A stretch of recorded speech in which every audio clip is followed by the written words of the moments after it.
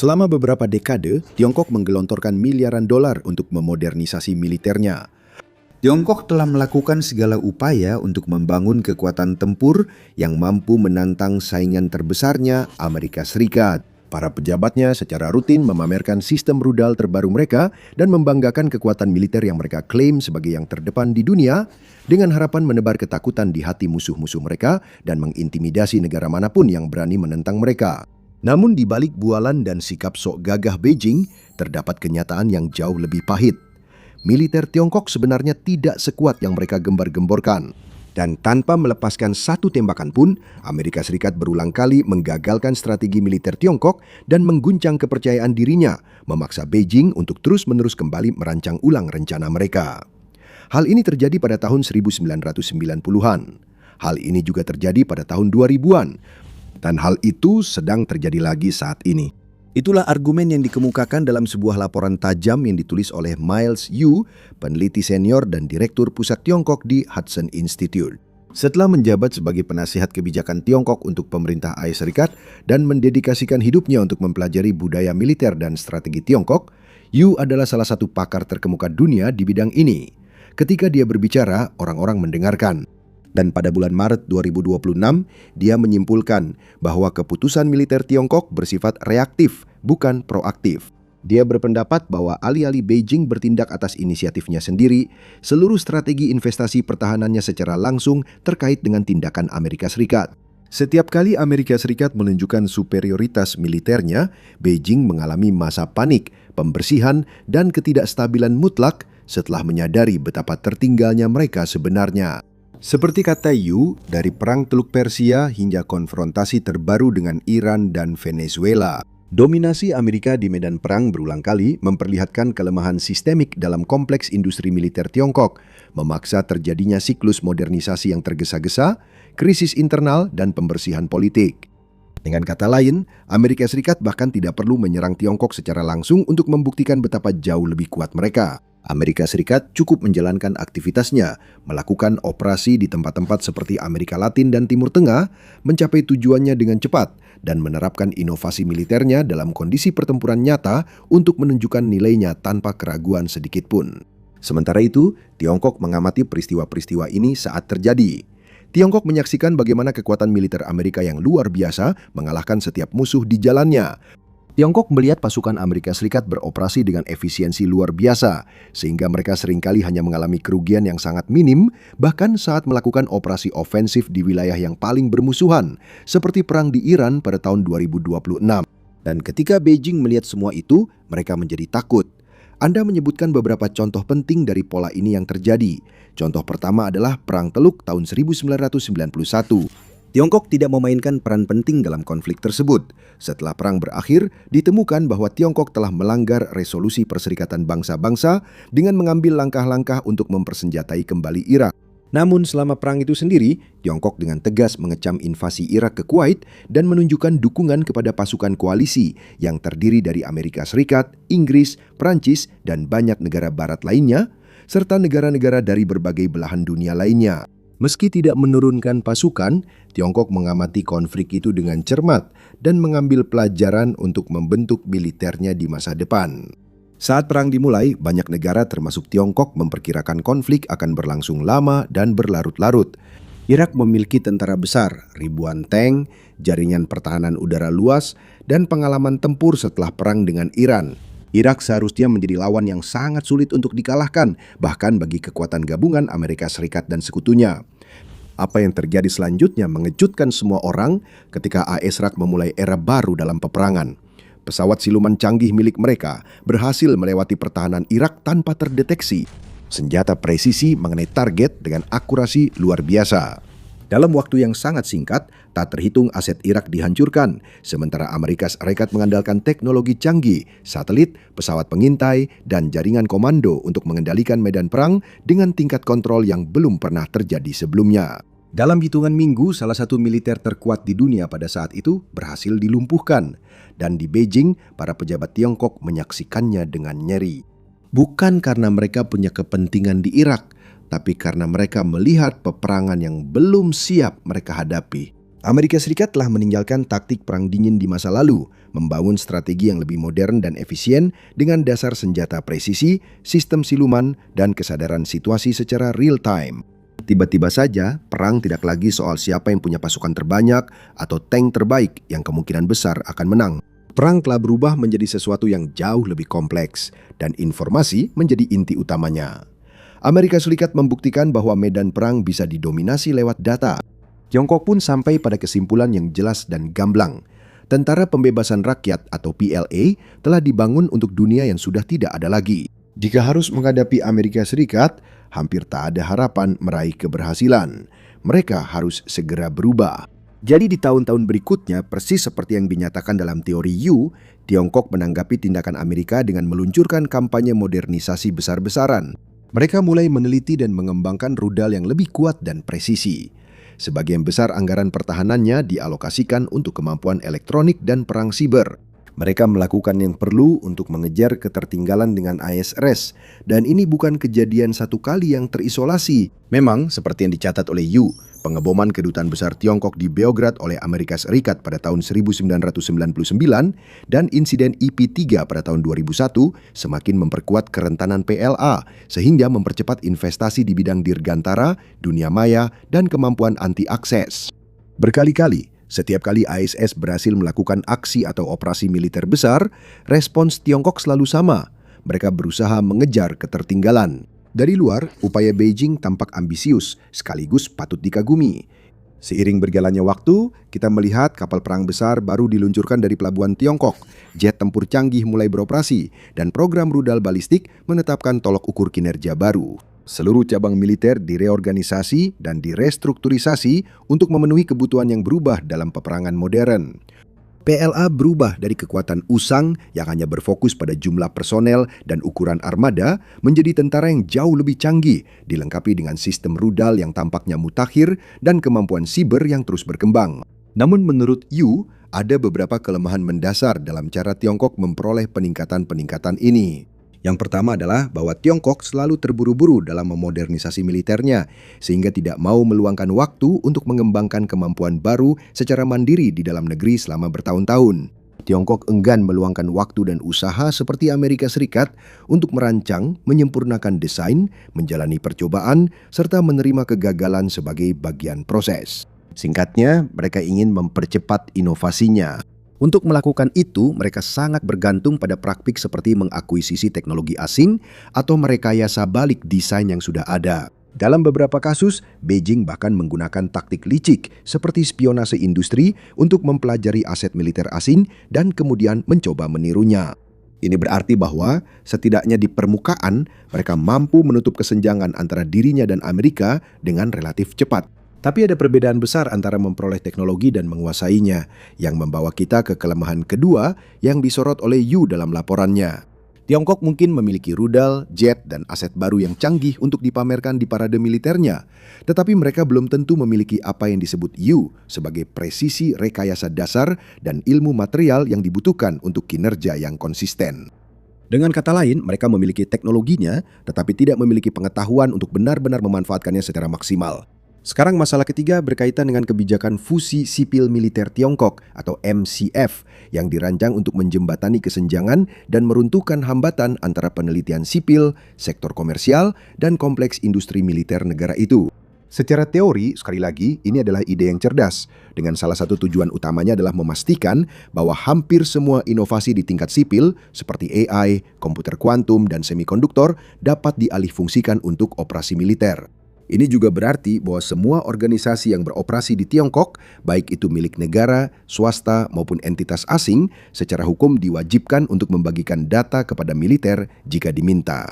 Pada kenyataannya, kebijakan ini menurut Yu telah memicu korupsi dan ketidakefisienan di seluruh sektor pertahanan yang mengakibatkan konsekuensi paling merusak dari semuanya, yaitu mutu dan keandalan senjata PLA yang diragukan. Sedikit catatan sebelum kita lanjut. Anda menonton The Military Show. Jika belum berlangganan, sekarang waktunya.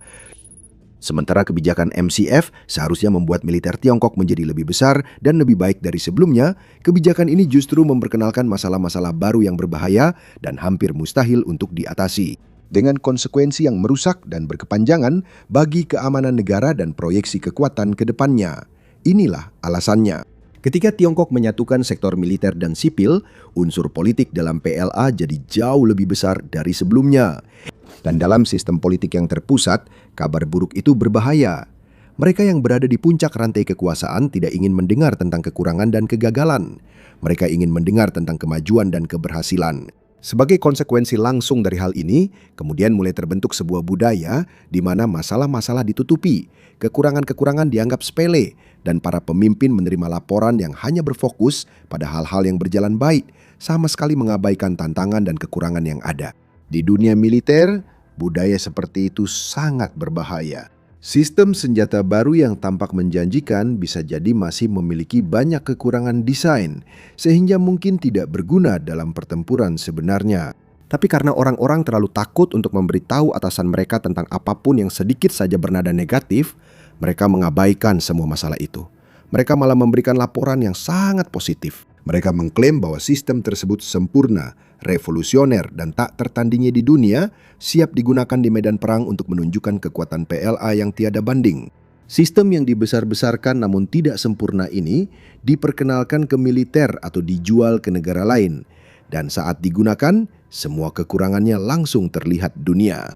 Seperti yang ditulis Yu sendiri, sistem politik yang dibangun di atas propaganda mendorong klaim yang dibesar-besarkan dan penipuan diri sendiri, menutupi kekurangan nyata sampai akhirnya terungkap dalam kondisi operasional. Dan ketika kekurangan-kekurangan itu akhirnya terungkap, Tiongkok selalu tampaknya bereaksi dengan cara yang sama, yaitu melakukan pembersihan. Jika sebuah sistem yang seharusnya menjadi terobosan ternyata di bawah standar, Partai Komunis Tiongkok akan memulai investigasi yang seringkali dibingkai dengan gagasan untuk memberantas korupsi di sektor pertahanan negara. Tak terelakkan setelah berminggu-minggu atau berbulan-bulan langkah investigasi ini, orang-orang yang berkuasa tiba-tiba dicopot dari kekuasaannya. Para perwira militer dipaksa mundur atau dicopot secara paksa dari jabatan. Eksekutif pertahanan tiba-tiba menghilang dari publik, dan investigasi serius terhadap masalah sistemik di PKT dan PLA berubah menjadi perburuan kambing hitam pemerintah. Seperti yang dijelaskan Yu, hal ini menciptakan siklus di mana pembersihan politik menggantikan reformasi teknis. Alih-alih menangani akar permasalahan, PKT hanya memecah beberapa orang dan kembali melakukan hal yang sama persis sampai kegagalan besar berikutnya terjadi dan mereka mengulanginya lagi. Ini bukan hanya siklus yang konyol, tapi juga merusak. Setiap kali PKT melakukan pembersihan, meski menyingkirkan beberapa pejabat korup, mereka juga menghilangkan orang-orang yang memiliki pengalaman dan keahlian selama bertahun-tahun, bahkan puluhan tahun. Dengan begitu, mereka merusak kemampuan sendiri untuk belajar dan berkembang. Semakin siklus ini berlanjut, keadaannya memburuk. Yu menulis bahwa inovasi justru makin beresiko dan kebenaran lebih berbahaya daripada kesalahan. Inilah sebabnya Amerika tidak perlu melepaskan satu tembakan pun untuk menekan PLA. Amerika tidak membutuhkan konfrontasi langsung dengan Beijing untuk memamerkan kekuatan militernya. Amerika hanya perlu terus menunjukkan keunggulannya di setiap kesempatan dengan mengetahui bahwa sistem Tiongkok akan panik dan saling memakan diri sendiri setelahnya. Pada 2026, Amerika Serikat menunjukkan keunggulan beberapa kali, sementara siklus penghancuran diri Tiongkok terjadi seperti diperkirakan. Sebagai contoh, pada bulan Januari, Amerika Serikat melancarkan operasi keteguhan mutlak. Dalam waktu kurang dari 3 jam, pasukan Amerika Serikat membombardir infrastruktur di wilayah utara Venezuela, menghancurkan pertahanan udara, dan menangkap Presiden Nicolas Maduro dari kompleks di Caracas. Untuk menambah keberhasilan ini, tidak satupun nyaga warga Amerika yang hilang dalam proses tersebut. Lalu pada bulan Februari, bersama dengan Israel, Amerika Serikat melancarkan perang dengan Iran. Amerika Serikat melancarkan kampanye pengeboman tercepat dan paling berdampak, menewaskan sebagian besar pimpinan negara, termasuk mantan pemimpin tertinggi, serta menghancurkan banyak sistem pertahanan udara, pangkalan rudal, dan target penting lainnya. Amerika Serikat memberlakukan blokade laut di Selat Hormuz, menghancurkan sebagian besar kekuatan militer Iran, dan menangkis serangan dengan kerugian minimal. Dalam kedua konflik ini, lawan Amerika, Venezuela, dan Iran, sebagian mengandalkan aset yang dipasok oleh Tiongkok, termasuk platform rudal, radar, dan jaringan pertahanan udara. Menurut Yu, aset-aset ini sering gagal saat menghadapi kemampuan siluman dan peperangan elektronik canggih Amerika Serikat. Ini adalah sistem yang sama yang dipromosikan di Tiongkok sebagai mampu menghadapi ancaman paling mutakhir dan paling berbahaya, bahkan di bawah tekanan berat. Namun mereka semua gagal di rintangan pertama. Sistem pertahanan udara andalan HQ-9B yang kabarnya digunakan di Iran misalnya, gagal mencegat pesawat Amerika atau Israel. Radar YLC-8B milik Tiongkok juga terbukti relatif tidak berguna dan dengan cepat dilenyapkan dari peta. Dan bahkan ketika Iran mengerahkan rudal anti kapal supersonik buatan Tiongkok CM-302, rudal tersebut gagal mengenai targetnya. Melihat kegagalan-kegagalan ini, PKT bisa dan mungkin seharusnya melakukan tinjauan serius tentang bagaimana dan mengapa sistem senjata ini dinilai sangat tinggi namun gagal memenuhi harapan. Sebaliknya, mereka kembali melakukan pembersihan seperti biasa. Seperti yang dijelaskan Yu, sejumlah besar komandan senior PLA telah dijadikan orang yang tidak dianggap dan menghilang dari pandangan publik, termasuk tokoh-tokoh di tingkat komando tertinggi. Banyak jenderal militer berpengalaman yang tiba-tiba menghilang dari penampilan publik dan pertemuan politik, dan diperkirakan 2/3 dari Komisi Militer Pusat Negara itu, otoritas komando militer tertinggi di Tiongkok, telah dicopot dari jabatan mereka sejak awal tahun ini. Di sektor ilmuwan dan industri juga, pembersihan ini telah memakan korban. Yu mencontohkan Hu Yongming, ilmuwan terkemuka di industri penerbangan angkatan laut dan kapal induk, serta Yang Wei, perancang pesawat tempur canggih terbaik Tiongkok. Tokoh kunci lain yang juga terkena pembersihan termasuk Hua Wei-yin, seorang peneliti rudal pertahanan, dan Wu Manqing, seorang spesialis radar dan anti siluman. Beberapa pejabat bahkan telah dituntut secara berat, seperti Tan Ruisong, Ketua Aviation Industry Corporation of China, yang dijatuhi hukuman mati dengan masa percobaan atas tuduhan korupsi. Tokoh lain meninggal dalam keadaan misterius, seperti Fang Dai-Daining dan Yang Hong, yang keduanya adalah peneliti senjata hipersonik dengan pengalaman bertahun-tahun. Semua ini adalah akibat langsung dari kemenangan militer Amerika yang, seperti dijelaskan oleh Yu, memiliki 2 dampak terhadap pengembangan senjata di Tiongkok. Keberhasilan Amerika Serikat memaksa Tiongkok beradaptasi, menjalankan modernisasi cepat, serta meningkatkan kemampuan dengan mengucurkan dana dan sumber daya dalam jumlah besar untuk mengembangkan senjata, kendaraan, kapal, dan sistem pertahanan baru guna dipamerkan ke dunia. Pada saat yang sama, operasi Amerika di tempat-tempat seperti Iran dan Venezuela juga berfungsi sebagai uji ketahanan bagi kemajuan Tiongkok. Dan sayangnya bagi Beijing, mereka berulang kali gagal dalam ujian-ujian tersebut. Aset-asetnya telah terbukti lemah, cacat, dan sama sekali tidak mampu memenuhi harapan tinggi mereka. Hal ini pada gilirannya telah memicu gelombang kekacauan di dalam Partai Komunis Tiongkok sendiri dengan para pejabat yang disingkirkan di seluruh sektor pertahanan dan riset Tiongkok. Yu menggambarkan hasilnya sebagai paradoks, di mana upaya Partai Komunis Tiongkok menyaingi atau melampaui Amerika Serikat mendorong mereka mengejar program militer makin ambisius. Namun, sistem yang sama yang memungkinkan program-program tersebut juga mencegah mereka untuk mencapai potensi sebenarnya.